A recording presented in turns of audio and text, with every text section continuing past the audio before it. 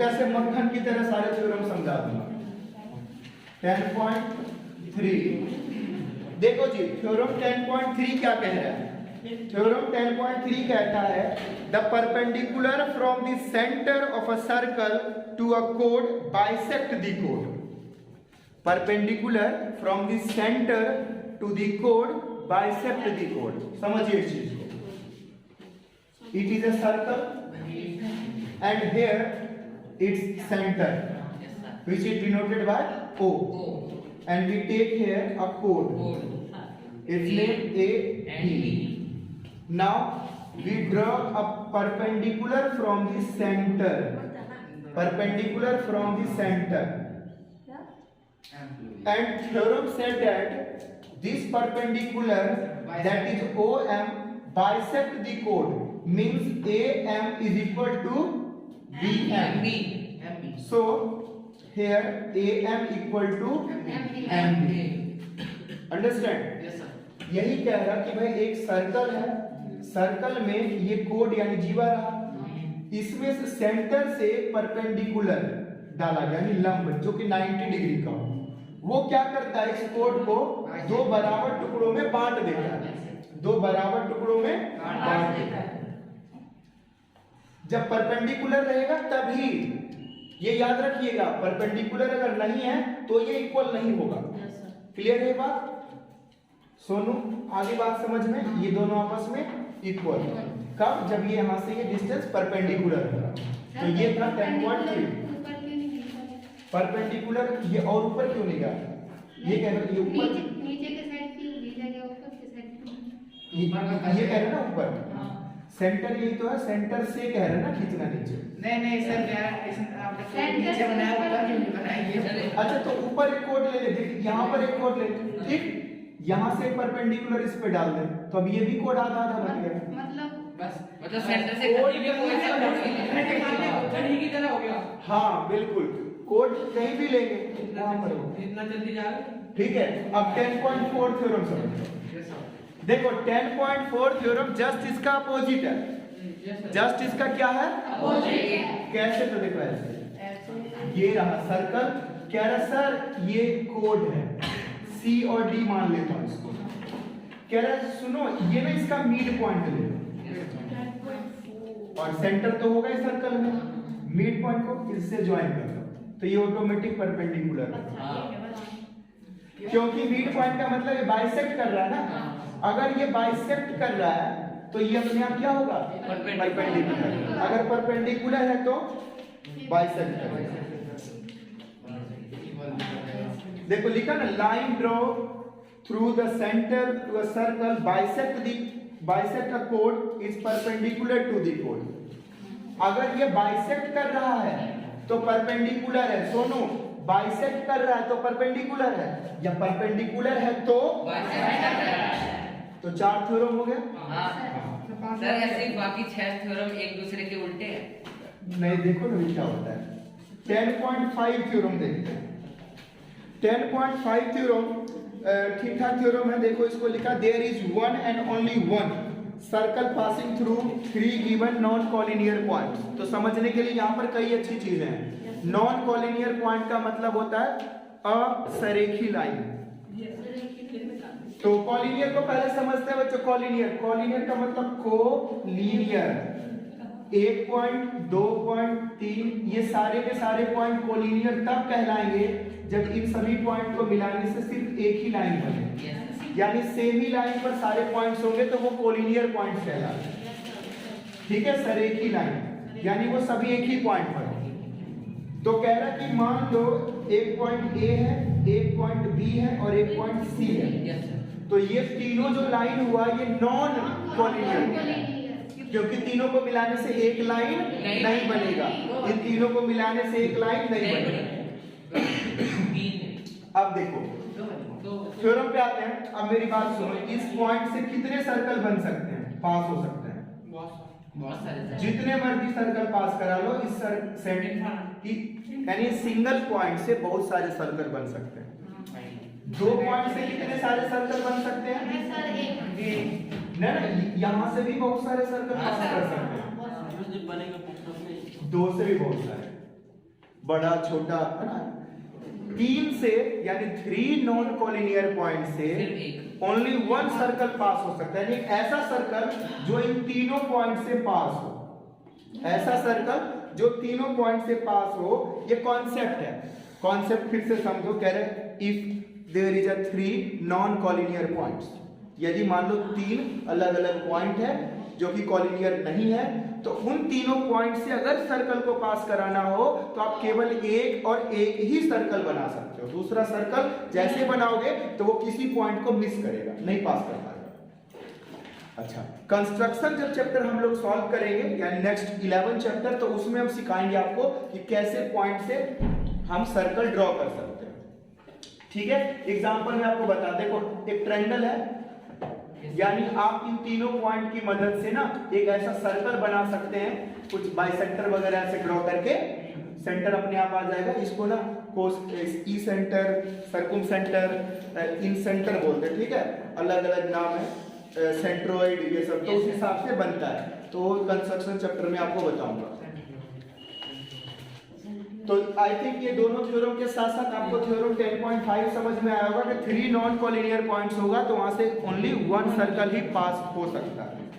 ठीक है, अच्छा आप लोग ये थ्योरम कॉपी में नोट कैसे करोगे? पहले थ्योरम का लैंग्वेज लिखोगे और जैसे मैं डायग्राम बना के समझा रहा हूं बस आप डायग्राम बना दो, बस बात। एक्सरसाइज जो है ना मैं बाद में करवाऊंगा, एक्सरसाइज बाद में करवाऊंगा, भी थ्योरम ही समझा रहा हूं, इसमें मैं पूरा थ्योरम समझाऊंगा। 10.6 थ्योरम पढ़ो आप लोग।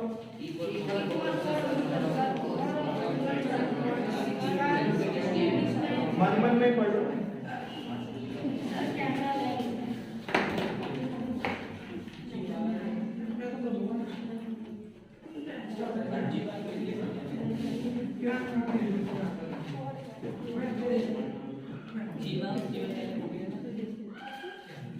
देखो 10.6 थ्योरम क्या कह रहा है? कह रहा है equal chords of a circle are equidistance from the centre.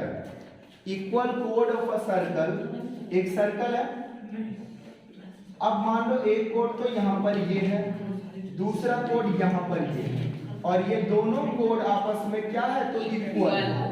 ऐसा क्वेश्चन क्या है? आप इक्वल बना लो। सेंटर से जो परपेंडिकुलर यहाँ पर डिस्टेंस डालोगे ना, और यहां से यहां भी डालेगा, सुनो, तो ये दोनों जो डिस्टेंस, इसको मान ले P और इसको Q, तो यहां से OP और OQ जो होगा वो इक्वल होगा। If chords are equal then distance a perpendicular drawn from the center to this chord are equal। मतलब ये डिस्टेंस दोनों आपस में इक्वल होगा, परपेंडिकुलर होगा तब। क्वेश्चन सॉल्व करना पड़ता है। मान लो ये x की वैल्यू है 7 दे रखा आपको, सर ये भी 7 होगा, क्यों? क्योंकि कोड पर जो परपेंडिकुलर और कोड इक्वल है। 10.7 नंबर थ्योरम समझ चुके हो? इसके अपोजिट आने वाला वहां कह रहा है कि मान लो 2 कोड है और सेंटर से दोनों का परपेंडिकुलर डिस्टेंस आपस में पहले से इक्वल है, तो कोड भी इक्वल होगा। कोड भी क्या होगा सोनू? ठीक है ना। और एक तो बाइसेक्ट वाला कि परपेंडिकुलर है तो बाइसेक्ट करेगा कोड को, और अगर बाइसेक्ट कर रहा है तो लाइन परपेंडिकुलर होगा। ठीक है। अब इस चैप्टर का मोस्ट इंपॉर्टेंट थ्योरम, सबसे पहले 10.9 ही समझ लेना जरूरी है 10.8 के लिए। देखो प्रिया बताओ ये क्या है? कोड है, कोड है। इस कोड से अर्चना देखो सेंटर पर भी हम ऐसे करके एंगल बना सकते हैं, बना सकते हैं। और सर्कल में कितने सारे पॉइंट हैं? बहुत सारे। तो हम किसी भी पॉइंट पर लेके जा सकते हैं, जा सकते हैं। ठीक है। अब यहां देखो, इस कोड से यहां पर भी ले लो A और B। इस कोड से सर्कल के किसी पॉइंट पर भी हम फिर से ऐसे एंगल बना सकते हैं, यहां भी बना सकते हैं, यहां भी बना सकते हैं, कहीं भी बना सकते हैं। अब जरा ध्यान देना, ये एंगल में कुछ खास बात है। Yes sir. खास बात क्या है कि आप अगर इसे देखें नीचे, इस कोड ने इस सर्कल को दो टुकड़े में बांट दिया है। ये है माइनर सेगमेंट और वो है मेजर सेगमेंट। माइनर सेगमेंट और मेजर सेगमेंट। तो ये सारे के सारे एंगल जो है ना मेजर सेगमेंट में, यानी एक ही सेगमेंट में है, सेम सेगमेंट में। तो कॉन्सेप्ट ये है, 10.9 थ्योरम ये कहता है कि angle in the same segment are equal, यानी ये एंगल आपस में इक्वल है। क्यों इक्वल होंगे? क्योंकि ये सेम सेगमेंट है। और सेम सेगमेंट को पढ़ने के लिए आप दूसरे तरीके से भी पढ़ सकते हो। क्या सर? सेम कोड के ऊपर, AB कोड के ऊपर ये भी एंगल, AB के पास ये भी और AB से बोले सर सेम सेगमेंट में है या सेम कोड के ऊपर है। और एक बाबू ये कह रहा है कि सर कोड वोड को मारिए गोली, ये ना सेम आर्क के ऊपर है। देख ऐसे करके आर्क है ना बना हुआ, A और B, सर वो सेम आर्क के ऊपर ऐसे करके है। तो सब बातें सही है, सेम आर्क के ऊपर हो, सेम कोड के ऊपर हो या सेम सेगमेंट, एंगल क्या होगा ये सब? ठीक है। 10.8 क्या कह रहा है? कह रहा है सेम आर्क से या सेम कोड से, सेम आर्क से या सेम कोड से जो एंगल सेंटर पर बनेगा, जो एंगल सेंटर पर बनेगा वो एंगल सर्कल पर बने एंगल से, सर्कल के किसी पॉइंट पर बने एंगल से डबल होगा, यानी ये x तो अब ये x जो बना है ना वो यहां भी बन सकता था, यहां भी सर्कल के ऊपर यहां से लेकर के ना यहां तक कहीं भी बन सकता था। तो यहां से यहां एक ही, जितने मर्जी बना लो, देखो जितने मर्जी बनाओगे सब तो इक्वल ही होंगे ना, सब इक्वल ही होंगे, सब एक बराबर होंगे। तो सर्कल पर बने हुए एंगल का डबल होगा सेंटर पर बना हुआ एंगल। कोड सेम लेना, कोड सेम होना चाहिए। अब इसको कोड बोलो या आर्क, एक ही, यानी angle subtended by the same code on the center is double of the angle subtended at the circle. Circle पर बने हुए एंगल का डबल होगा सेंटर पर बना हुआ एंगल सेम कोड से। ये था 10.8, 10.9 पहले जानना था क्योंकि वह एक से सबके बराबर होगा। तो इसके बाद थ्योरम 10.10, थ्योरम 10.10 करेंगे। 9 तो ये हो गया, 8, 9 दोनों साथ में बताएं। 10.10 देखो 10.10 क्या कह रहा है? ये थ्योरम जो है ना बहुत ज्यादा इंपॉर्टेंट है नहीं, थोड़ा अटपटा सा भी है। ठीक है, समझ में आ गया अच्छी बात, नहीं समझ में और अच्छी बात। क्यों कंफ्यूज नहीं हो गए? क्योंकि कुछ फालतू की चीजें कंफ्यूज कर दे तो उसको होना नहीं चाहिए। पढ़ना जरा थ्योरम का लिखा है। If a line segment joining 2 points subtend equal angle at 2 other points lying on the same side of a line containing the line segment, the 4 points lies on the circle, concyclic. तो diagram पीछे बना हुआ है, देखो कह रहा है sir एक सर्कल है जिसके किसी 2 पॉइंट से, एक एक लाइन करके मैं पढ़ाता हूं। तो क्या लिखा है? If a line segment joining 2 points subtend equal angle at 2 other points lying on the same side. ध्यान दें कुछ इधर से, एक पॉइंट मैंने इसको A माना और एक पॉइंट को इसे B माना, दोनों को ज्वाइन कर दिया, दोनों को ज्वाइन कर दिया। अब या तो इस साइड ले लो या इस साइड ले लो। कह रहा है इस साइड कोई 2 पॉइंट, कोई 2 पॉइंट, एक को मैं C मान लेता हूं, एक को D। कह रहा है इन दोनों पॉइंट को ज्वाइन करो, ऐसे भी ज्वाइन कर दो। और ये दोनों अगर इक्वल है, आगे देखो क्या कह रहा है, same side containing the line segment of the 4 points lie on a circle. Sir एक पीछे से ये सब निकाल कर चला रहा है, मत करो भाई। देखो प्यार से सुनो। तो अब देखो कह रहा है क्वेश्चन कि ये जो 4 पॉइंट है ना कॉन्साइक्लिक होंगे। Yes sir. अगर ये दोनों एंगल इक्वल है तब, इक्वल है तब, अगर इक्वल नहीं है तो कॉन्साइक्लिक नहीं है। कॉन्साइक्लिक मतलब all 4 points make a circle. जब सही से बनाएंगे कंपास से तो बनेगा, ठीक है। अगर सर्कल पर वो चारों पॉइंट नहीं आ रहा, मैं पहले से ले लेता इस तरह से, क्या होगा, पहले से ले लेता मैं ऐसे करके। तो अगर चारों पॉइंट सर्कल पर आ रहा है तो ये दोनों इक्वल होगा, या पहले से ये दोनों इक्वल है। अभी जैसे ये दोनों इक्वल नहीं दिख रहे हैं, पहले से दोनों इक्वल है तो वो कॉन्साइक्लिक ही होगा। ये बता रहे, और कुछ समझाता हूँ। देखो कह रहा 2 पॉइंट है, दोनों पॉइंट को ज्वाइन कर दिया, किसी एक साइड 2 पॉइंट ले लो कहीं, अब दोनों को ऐसे ज्वाइन करो। If these two angles are equal, if you draw all 4 points on the circle, means these 4 points is concyclic point. और अगर ये नहीं है तो ये इक्वल भी नहीं होंगे। कॉन्साइक्लिक नहीं है तो इक्वल, इक्वल है तो कॉन्साइक्लिक। कॉन्साइक्लिक मतलब पॉइंट्स ऑन दी सर्कल। चलो इसी के साथ साथ थ्योरम 10.11 और 10.12 खत्म कर देंगे।